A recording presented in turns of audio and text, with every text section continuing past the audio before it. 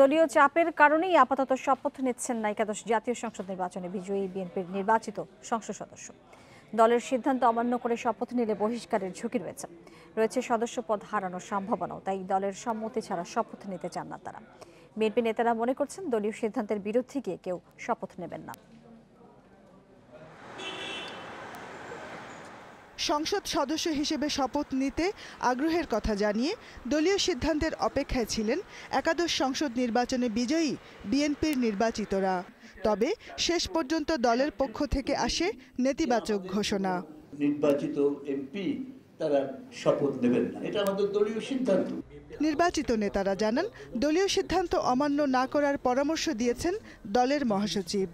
আমি সংসদ সদস্য নির্বাচিত হয়ে আমি দলের কমান্ড ভেঙে কেন আমি সংসদে যাব?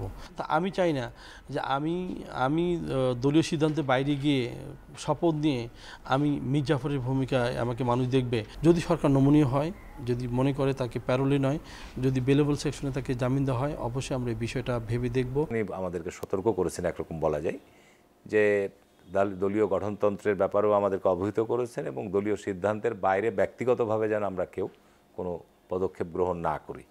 সেই ক্ষেত্রে দলীয় সিদ্ধান্ত লঙ্ঘনের জন্য যেটা ব্যবস্থা গ্রহণ করা সেটা তিনি করতে বাধ্য হবেন।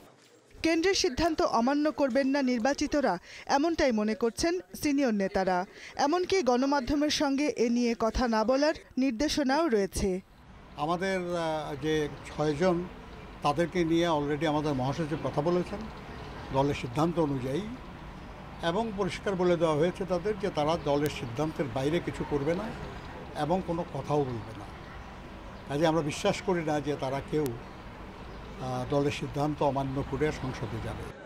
30 এপ্রিলের মধ্যে শপথ না নিলে নির্বাচনে জয়ীদের আসন শূন্য ঘোষণার বিধান রয়েছে সংবিধানে।